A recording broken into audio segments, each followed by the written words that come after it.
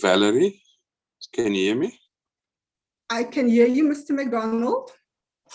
Ms. Carlson, it seems like I'm the only member here at the moment. Yes, I've asked Ms. Mashlati to just follow up with Mr. Hunsinger to ask him how, if he's attending. I haven't heard an apology from him. Mr. Sitole is running late, and as I've indicated, Mr. Mangu is not feeling well. He won't be attending. Ms. Noluchungu does not have reception, so she also won't be attending. So we need to know how long Mr. Hunsinger and Mr. Sitole will take to join the meeting, and then the meeting will start. It's no problem with that, Ms. Carlson. I was just, it's going to be a bit of a problem on one side of the fence only.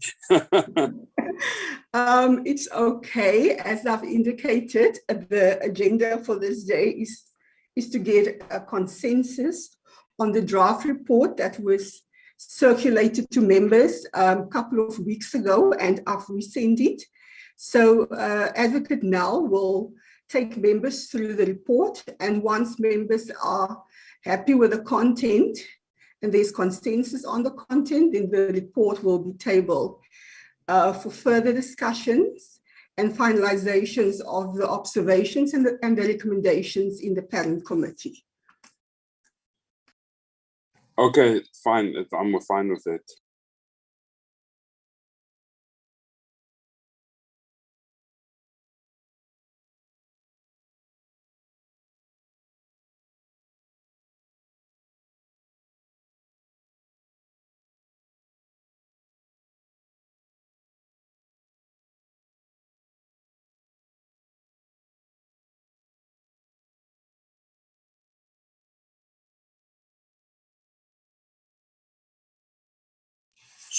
So Ms. Carlos, I've just spoken to Honorable Manu, and yeah, he's read the report and he's happy with the report. So maybe, I don't know, if nobody comes, maybe we should start with going through the report.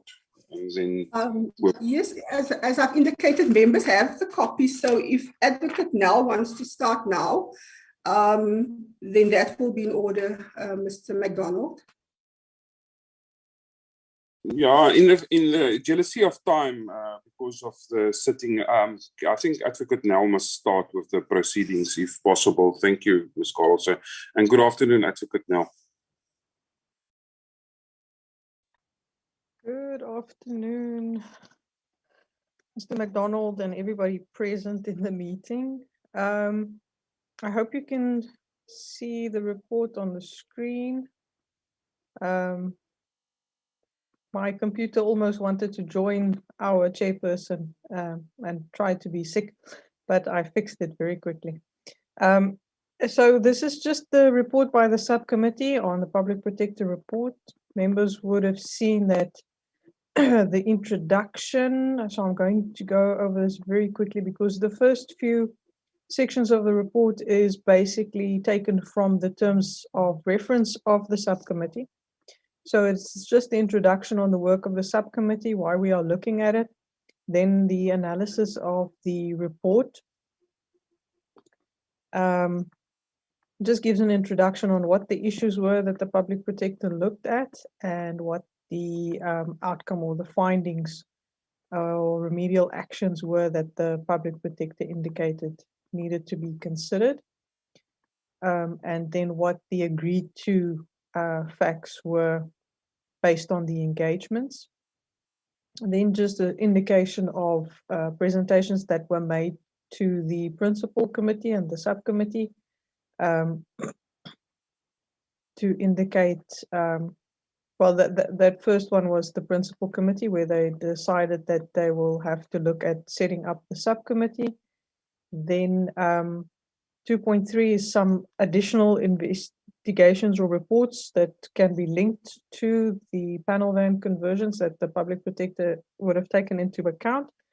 And then 2.4 allegations of other illegal vehicle conversions that were also raised to the subcommittee in the engagements that they had with the Public Protector and the motor vehicle companies indicating that there might be some other vehicles that were also converted. 2.5 is the subcommittee's objectives per the terms of reference. So that was already adopted by the principal committee. It's not something we can change at this point, as well as the areas of work, which is also from the terms of reference. Section 3 of the report highlights all the presentations that were received by the subcommittee and is a very short summary of each of the presentations. So members will see that we just try to capture the pertinent issues raised in the slideshow presentations that we have received. And then from the department side, some of the commitments that they've made in trying to address some outstanding issues. So that will be as it was received from each of the presenters, what they were doing, what they still intend to do, how they are liaising with the department if they are part of the technical team that is looking at these issues. Okay, just want to get to the observations.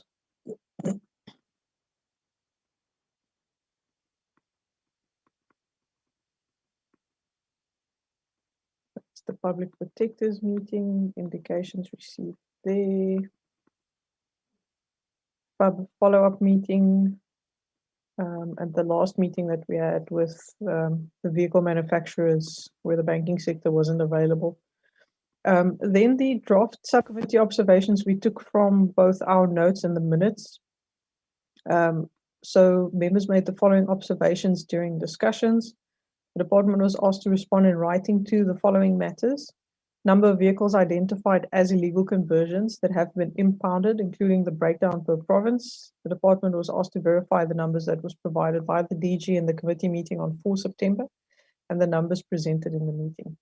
The date that the proclamation calling for owners of these illegal converted vehicles to apply for scrapping would be published and when it would come into effect.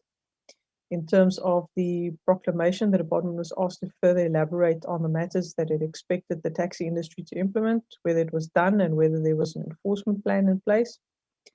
Timeframes by when the targets on the redesign of NLTIS project would be reached. This is the system that they use for operating licenses. The department was asked to expand on how and when it became aware of illegal conversions. It was asked to provide the committee with a full update on SIU feedback as it wanted updated information on the investigations. And the department should supply written information on what the retrofitting process involved. Subcommittee was of the view that the department was not alarmed or shocked about learning of the vehicle conversions and confined itself to the public protector recommendations made. This would make one conclude that this was merely a tick box exercise for the department. This was of concern as there was no sense of urgency to resolve the matter. There was a need to hold regular meetings with the department to resolve the issue and protect the users of public transport. With regard to observations linked to the RTMC, subcommittee agreed to engage with the RTMC again going forward after it held meetings with other relevant stakeholders.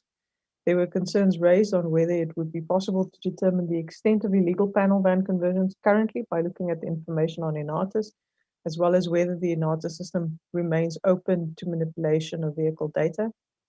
RTMC was questioned about the ability to determine from the Nrcs data whether vehicles are illegally converted or legally converted and how the entity and department are working together to remove illegal conversions from the roads. RTMC would be required to report back on progress into investigations of fraudulent transactions on the Nrcs system. There seems to be dissenting views on whether the power and functions resides to perform physical inspections of converted vehicles to determine whether these are legal or illegal and whether this resides with the RTMC or the Nrcs. The RTMC was asked to indicate whether they are working with SARS to reduce VAT losses through incorrect vehicle registration. RTMC was requested to provide more information on the access and powers for municipal and provincial administrations to Nrcs, administrations to Nrcs.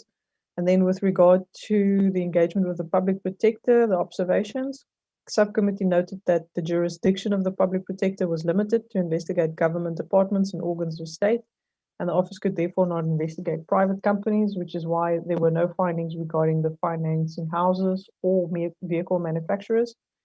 It was noted that the public protector suggested the subcommittee determine from SIU regarding the progress on the fraudulent registration of vehicle investigation. The subcommittee welcomed the undertaking by the public protector to provide replies in writing as well as copies on evidence relied upon during the investigation that the office conducted to assist in the subcommittee's consultations and investigation. With regard to observations for NRCS, SAPS, and DTIC, committee agreed to schedule follow-up meetings with NRCS, South African Bureau of Standards, and the Department of Trade and Industry, as they would also be invited to the meeting. Observations regarding NRCS. During the first engagement with the subcommittee, the members found that the presentation by the NRCS was very generic and typo, did not speak to the illegal panel van conversions in question and on what the NRCS did to remedy this. It was noted that at the time this issue was highlighted in 2009, NRCS was not established when the illegal conversions took place before 2009, but only established in 2008 and was a division under the SABS. The limited capacity indicated by the NRCS was noted, as well as the alleged regulatory shortcomings that led to the illegally converted vehicles being on the road. The retrofitment conversions were done according to the safety standards in place at the time. There was a task team created by the Department of Transport, NRCS, banks, and vehicle industry. The NRCS took proactive steps to review the process for homologation of converted vehicles, also taking steps to rectify the issues with their memorandum of agreement with the Department of Transport and the challenge that there is no formal letter of appointment of the NRCS, but only one for SABS. They also recommended and initiated the process for revision of standards administered in the SANS 10319 on registration of MIBs in order to close the identified gaps and introduce conformity of protection. The number of vehicles identified in the process by the department of 2,353 were already on the road, whereas the NRCS used legislation at the time of the vehicles coming into the market.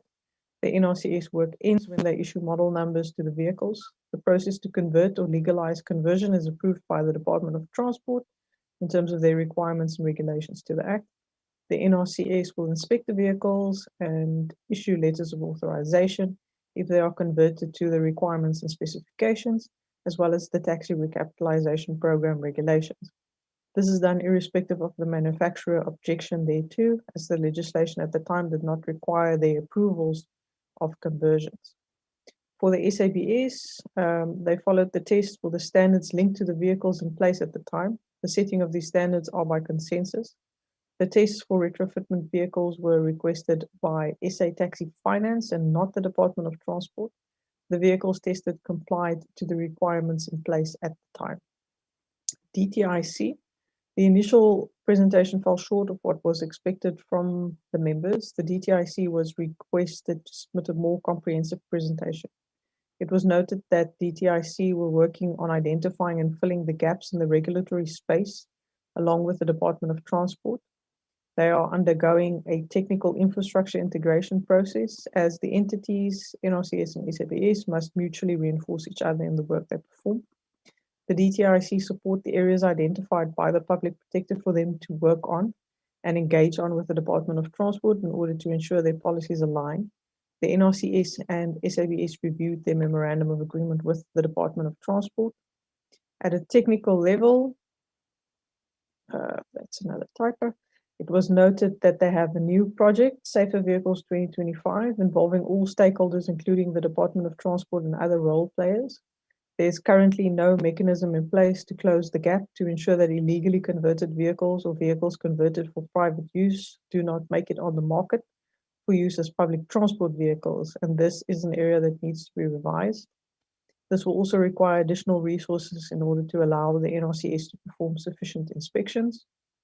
The subcommittee noted with concern that the DTIC, NRCS, and SABS were not aware of the National Road Traffic Amendment Bill currently before the Portfolio Committee, which seeks to improve MIB regulation.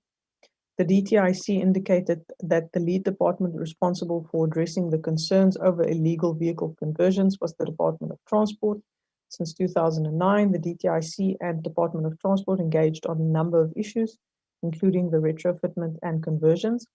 Currently, the policy still stands that there is a two-pronged approach, which allows some MIBs to be monitored and inspected and others not to be registered. The subcommittee was of the view that the DTIC failed in its oversight role to ensure that the memorandum of agreement gaps were closed. They agreed with the presenters that the system is broken. There's a lot to be done in the policy space, and there's a need to see whether the NRT amendment bill before the committee could assist in resolving these issues. With regard to NAMSA and BASA, BASA was not available for the scheduled meeting. Observations linked to NAMSA. NAMSA indicated that the industry is working to improve the standards used for homologation in terms of the Safer Cars 2025 project. They do not condone illegal conversions of panel vans. They have acted on recommendations made in the report to ensure they get to a better place without overstepping their mandate. It was noted that NAMSA was of the view that consumers should perform their own due diligence in making vehicle purchases, but the subcommittee was of the view that they should consider how they can assist consumers to be protected when they purchase vehicles from NAMSA member companies. NAMSA does not have access to Nrcs, and this was an inadequacy to the system, as access thereto may assist in building safeguards to ensure information is shared with buyers and that the information is correct. NAMSA indicated that the Western Cape government is currently not allowing converted vehicles to be issued with operating licenses, but if conversions are to be banned, this would require a change in the legislation allowing for this. With regard to Toyota South Africa, it was noted that they had a meeting with the Department of Transport in February 2021, and that they are in the process of working on a way in which Toyota South Africa can assist the department per the Public Protector remedial action. Toyota SA was adamant that panel and chassis were not adequate to take anchor points for seats and seat belts to be modified into passenger vehicles, and this would cost far more than the 18,000 Rand indicated. They did not agree for further modifications. They did provide engineering assistance to the Department of Transport once they called for retrofitments, but this offer was not taken up. These conversions, in their view, were not adequate. In their view, scrapping of the vehicles remained the best solution, as retrofitment would not be safely possible. With regard to ambulance conversions, there was a rigorous process undergone by these vehicles, would also only carry, but these vehicles would also only carry 3 people. Then, in terms of the subcommittee recommendations, members will see we have a short introduction here, but then we also only placed about 2 or 3 draft recommendations there as it relates to the specific department or industry. We would require some further input from members here also for the recommendations, as well as the observations already gone through. The subcommittee proposed the following recommendations to be considered by the Portfolio Committee on Transport. Obviously, these recommendations from the report would have to be adopted by the Portfolio Committee in order to be recommendations of the committee. From the engagements, there appears to be a number of linkages of issues identified to the National Road Traffic Act, and the Portfolio Committee is currently considering an amendment bill to the Act. There may be a need for the committee to consider whether the current proposed amendments address the issues identified, not being clear on scrapping of vehicles due to illegal conversions, as well as an improved regulation of MIBs and stricter provisions or requirements for vehicle conversions. And if they do not, whether the committee would want to extend the scope of the amendment bill or wait for the department to introduce new amendments to address these concerns. The subcommittee recommends that the Minister of Transport ensure that 5.1, the department finalize and publish the Gazette proclamation with a clear deadline for scrapping of illegally converted vehicles. 5.2, the department improve its communication with Nrcs, SABS, and DTIC, and strengthen and finalize the memorandum of agreement to ensure MIBs and vehicle testing stations comply with legal conversions and are regularly inspected for compliance. The subcommittee recommends that the Minister of DTIC ensure that the department work with the Nrcs to improve and/or update compulsory specifications for the automotive industry, with specific reference to public transport vehicles for purpose For purposes of this report, the NRCS improved the regulatory and compliance systems and increased market surveillance activities and inspections to monitor compliance with compulsory specifications and improve the enforcement thereof. The subcommittee recommends that the taxi industry ensure that the industry alert their members of the fact that illegal vehicle conversions are a safety risk and a risky investment. The industry must work with the DOT in improving the uptake of the taxi recapitalization program and call on their members who own illegally converted vehicles to work or submit these for scrapping. That should be work with or submit these for scrapping. The industry must work with the DTIC, NRCS, and SABS in setting of the compulsory specifications for vehicles used for the transportation of passengers as used by the industry to ensure improved safety of their passengers, drivers, and the vehicles they invest in. So members, those were proposed draft recommendations and observations out of the committee engagements, subcommittees engagements. So we would please ask members to provide input. This is still the draft report, so we will still make sure that all the little spelling errors and the layout and so on is corrected before we submit the final report. Thank you, members. Thank you, Advocate Nel. Honourable Hansinger, it's only me and you, so I'm going to allow you to be the first one to say something, and then I will add. Honourable Hansinger.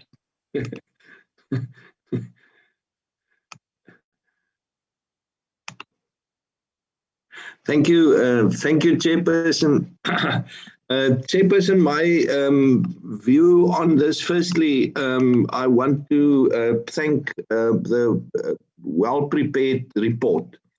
I think it is excellent, excellently minuted report which captures the essence of our experience in establishing facts, which leads me to the next point. Whether in fact, Chairperson, we view this report as a conclusion of our work, or whether we view this report as the conclusion of the first phase of our work. It is necessary at this stage to report to the mother committee, which is the main portfolio committee. But then in my view, Chairperson, this only concludes the first phase of our work, which was triggered by the Public Protector's report, which we felt needed further scrutiny and the establishment of exactly who had what portion of participation in allowing these illegally converted panel vans to become taxis on our roads, but also because we were aware that the scope should be extended beyond just one particular make of vehicle, so that we look at this holistically, since we assumed that there were some gaps in the legislation.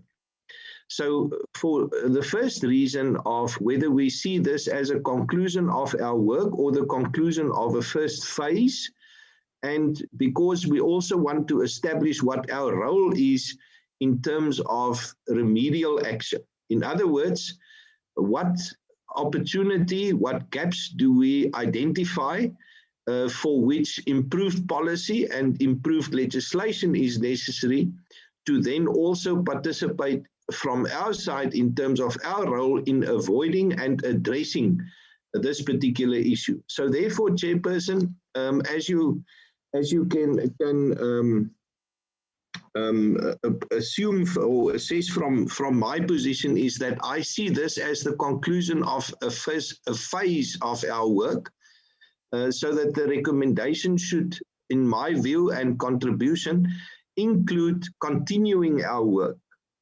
The next phase, in my view, Chairperson, would be to work towards a proper solution. We have now in this phase established facts, and we now know what the roles of each of the different stakeholders were, and we've also established the gaps in their roles. So therefore, we now have to tighten the screws in terms of addressing the issue, and that would be the heading, my suggested heading for approaching the mother committee, portfolio committee, to continue our work. And the objective of the next phase, therefore, Chairperson, I would recommend should be a solutions-focused phase of work, firstly, and secondly, to also find a proper remedial action. Because we still sit with a lot of unhappy owners of vehicles, unhappy owners of businesses that certainly also need support, since in essence we are public representatives, and we should therefore also look at the fact that they were lured into buying vehicles which they didn't know were converted panel vans. So, Chairperson, firstly, then, from my side, it is my proposal that we submit the well-compiled report as a conclusion of a phase of our work, and that we ask the Mother Committee for permission to continue our work with regards to finding proper solutions, and then also remedial action for the owners of businesses that, in my view, were unknowingly lured into a transaction with implications that destroyed many lives and many businesses, and also lives on the road. The content of the next phase, Chairperson, would then also involve establishing the exact number of vehicles that are currently illegal, because to this day we have not been presented with an exact figure. It is estimates and so on. In my view, it can be established correctly, but we then obviously need the mandate from the Mother Committee to proceed with the next phase of work. So, Chairperson, that is my submission, that we submit this as a first phase, and that we seek permission from the principal committee then to continue our work. Thank you, Chair. Thank you very much, Honourable Hansinger. I'm going to agree with what you said. I just wanted to add that on the subcommittee recommendations that we, Advocate Nel must just add that I think one of the recommendations we made, and I'm under correction, was that there was a lot of disagreement if Toyota or whoever gave actual permission for the homologation of these vehicles. And there was never an actual document from Toyota South Africa or Toyota Japan that these vehicles were allowed. There was only later documentation on that they explicitly don't want them to be converted. So I wondered if we could just add a sentence there that no vehicles can be homologated in further without the explicit written approval from the manufacturers like Toyota Japan or Nissan Japan for homologation of vehicles. That was my input. And then I agree with you, Honourable Hansinger, that this was the first phase of our work, and that we need to ask the mother body to give us more permission to investigate more types of vehicles, more vehicle manufacturers, and then in the next phase to have solutions to stop the homologation, illegal conversion, the remedial action, because who's going to pay for taking all these vehicles off the road? Because there's government departments that are using ambulances currently, as we speak, that have been illegally converted. People are literally dying in Nissans, in Ford Buckies, and all kinds of vehicles as we speak, because these vehicles have been illegally converted, and there's no actual database on or the actual number of these vehicles. And from what I have read and from what my own research, I think we're not speaking about 2,500 vehicles. We're talking about 15,000, 20,000 vehicles. And I'm 100% in agreement with you, Honorable Hansinger, that this was the tip of the iceberg. This was our first bite at the apple, and that the mother body must give us now permission to consume the apple, to dig in deeper, to get the exact number of vehicles and to establish how big the problem actually is, and then get remedial actions for recommendation for remedial actions. That's my submission, Honorable Hansinger. If I've summed you up incorrectly, you are welcome to assist me. I'm happy with that, Chairperson. I suggest that you now put on your Chairperson cap again, since you've contributed as a member of the subcommittee. And let's take the next step then. Okay, Honorable Hansinger, honorable members, on Advocate Nel, I think this report has been accepted by the members here, and we can submit this report to the mother body for approval and further recommendations. Thank you.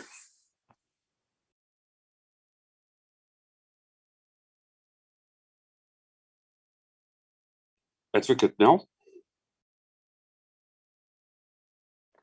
Mr. McDonald, I think Valerie can just indicate how we can proceed with the process.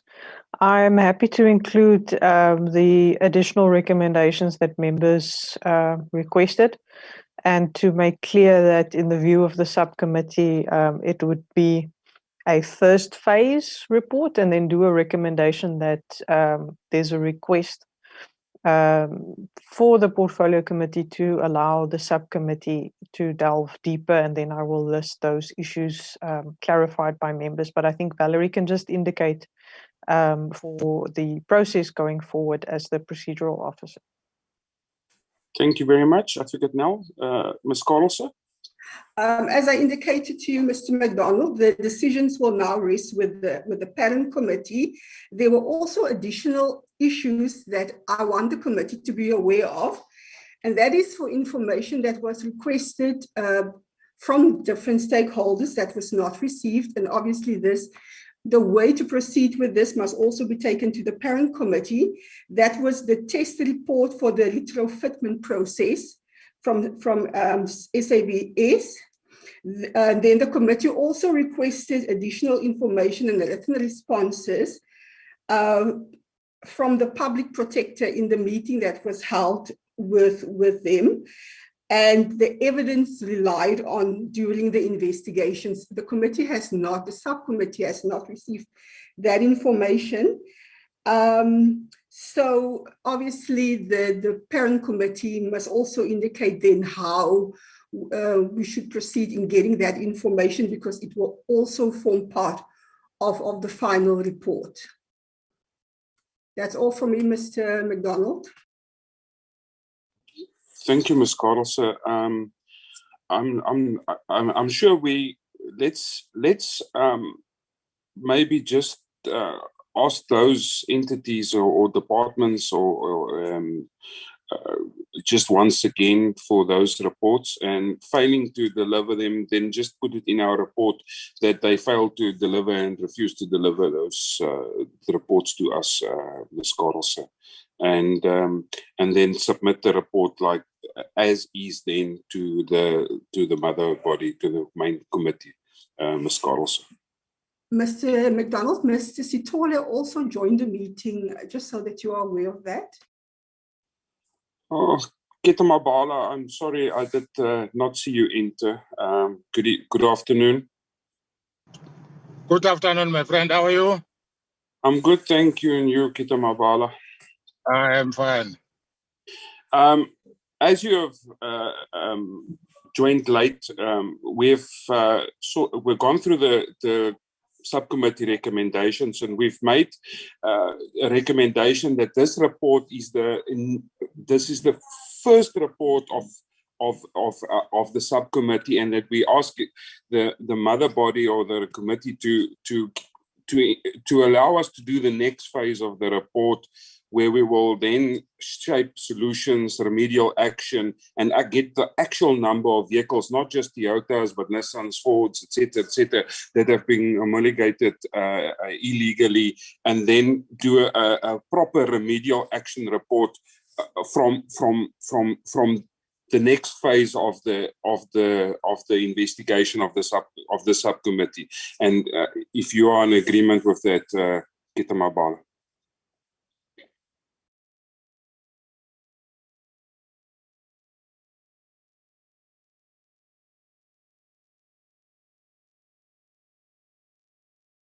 Honorable Sitole, can you hear me?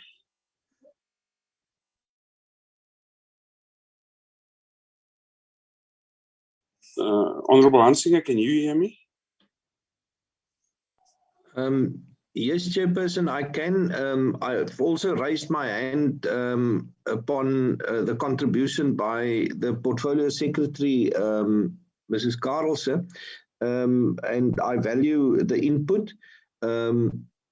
I think it would be noteworthy then to just add, just below where we've noted in the report all the contributions and all the hearings that we've had, to then at that point just include that the following questions and additional reports are still outstanding, and to just note those 3 reports that are still outstanding.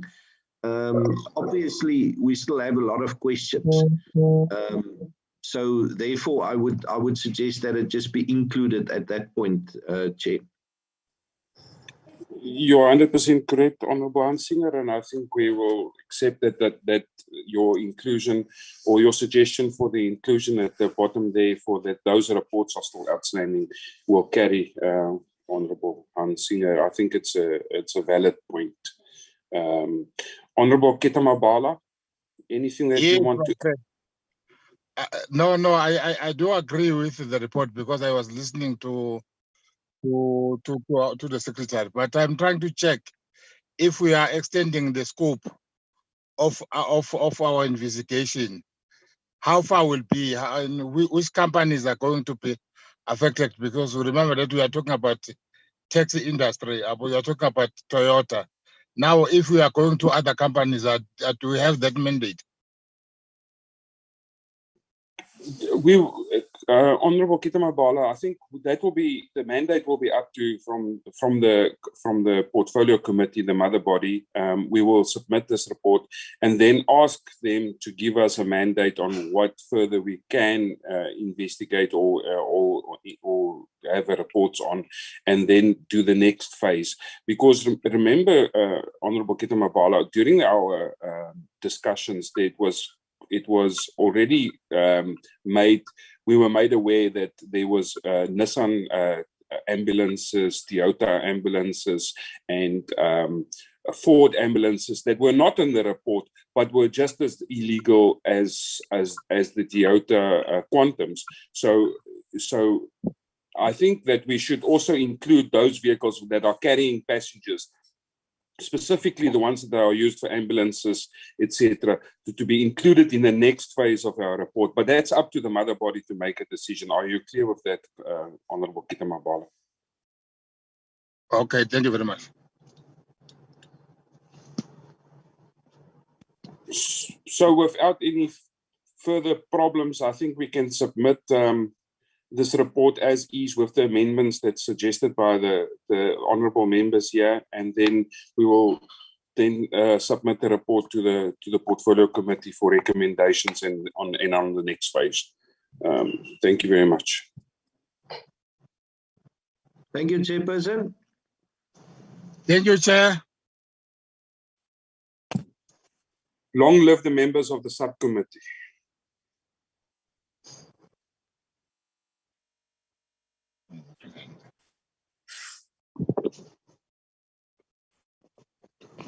Mr. McDonald, are you going to officially adjourn the meeting?